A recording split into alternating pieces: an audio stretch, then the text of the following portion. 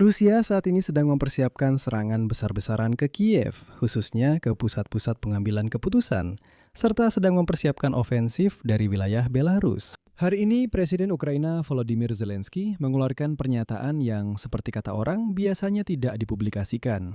Intelijen Ukraina, Direktorat Intelijen Utama Kementerian Pertahanan, telah mencegat dokumen yang berisi rencana Rusia untuk serangan baru ke Ukraina. Dan serangan-serangan ini dapat sangat mengganggu komando dan kepemimpinan negara. Intelijen bahkan telah mengungkapkan daftar target yang spesifik, alamat-alamat yang spesifik, dan ruangan-ruangan tertentu yang ingin diserang oleh Rusia. Dan ancaman-ancaman inilah yang akan kita bahas bersama dalam episode ini. Nama saya Alexei Peci, mari kita bahas topik ini bersama-sama. Tapi sebelum kita mulai, saya mohon Anda untuk subscribe ke kanal YouTube ini, berikan like pada episode ini, dan silakan tulis komentar apa saja di bawah video ini. Itu sangat membantu dalam mempromosikan konten di YouTube. Saya akan sangat berterima kasih kepada Anda, agar semakin banyak penonton yang bisa melihat episode-episode ini. Selain itu, silakan subscribe ke kanal Telegram saya, Peci News. Linknya ada di deskripsi video ini.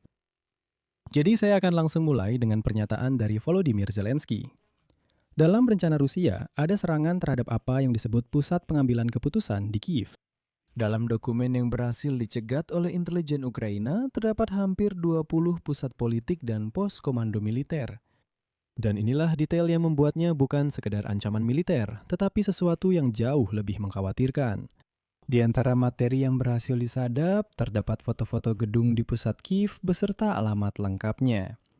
Ini adalah kantor Presiden Ukraina, dengan kantor-kantor Volodymyr Zelensky yang ditandai di berbagai lantai gedung tersebut. Selanjutnya, rumah dinas Presiden Ukraina. Gedung Kabinet Menteri dengan keterangan bahwa di sana terdapat bunker bawah tanah besar dan terowongan.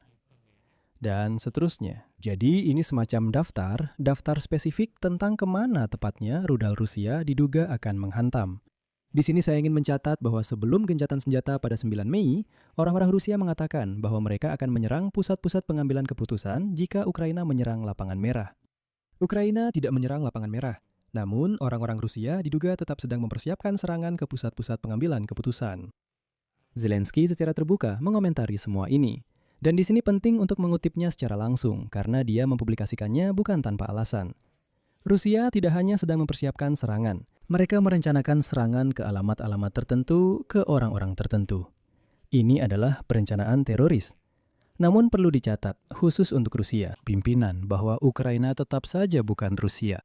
Dan berbeda dengan negara agresor, di mana ada dalang yang jelas di balik perang ini dan lingkaran dekatnya selama bertahun-tahun, yang membuatnya terlepas dari kenyataan. Sumber pelindungan Ukraina adalah kesiapan rakyat Ukraina untuk berjuang demi kemerdekaan dan negara merdeka mereka sendiri. Jadi ini adalah semacam isyarat kepada orang Rusia bahwa bahkan jika pimpinan negara dihabisi, orang Ukraina tidak akan berhenti membela diri dari serangan orang-orang Rusia yang biadab dan menjijikan ini. Secara bersamaan, hari ini juga Volodymyr Zelensky mengumumkan sanksi jarak jauh baru, maksudnya serangan jarak jauh ke Rusia. Presiden Ukraina mengumumkan sanksi format baru yang sedang dipersiapkan. Sanksi tersebut akan langsung menargetkan industri militer Rusia termasuk pemasok komponen untuk drone.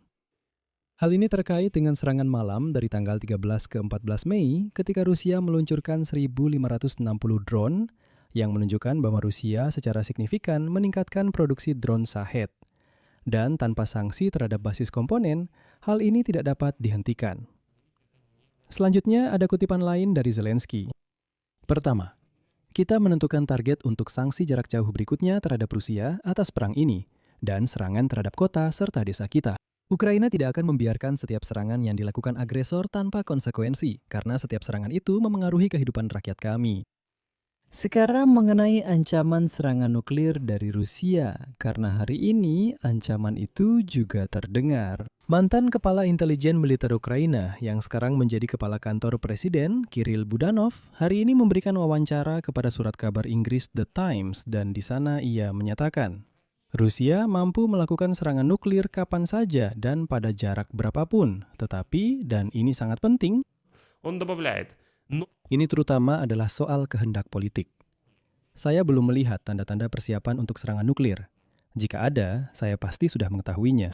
Dan pernyataan ini harus benar-benar dibaca dengan benar, karena Budanov bukan orang yang gampang panik. Dia adalah mantan Kepala Direktorat Intelijen Utama Kementerian Pertahanan Ukraina, dan sekarang menjadi Kepala Kantor Presiden. Ini adalah orang yang memiliki akses terbaik ke data intelijen tentang niat operasional Moskwa di Ukraina. Dan dia mengatakan, secara teknis Rusia bisa, secara politik sejauh ini belum ada tanda-tanda. Kenapa sejauh ini? Karena tepat hari ini, sehari setelah rekor 1.560 drone yang terbang ke Ukraina, Putin mengumumkan uji coba sukses rudal balistik antar benua Sarmat. Secara khusus, diktator botak Rusia Vladimir Putin kembali mengumumkan uji coba sukses rudal Sarmat dan berjanji akan menempatkannya dalam status siaga tempur sebelum akhir tahun ini. Sebenarnya apa itu Sarmat? Rudal RS-28 adalah rudal balistik antarbenua berbahan bakar cair yang diluncurkan dari silo.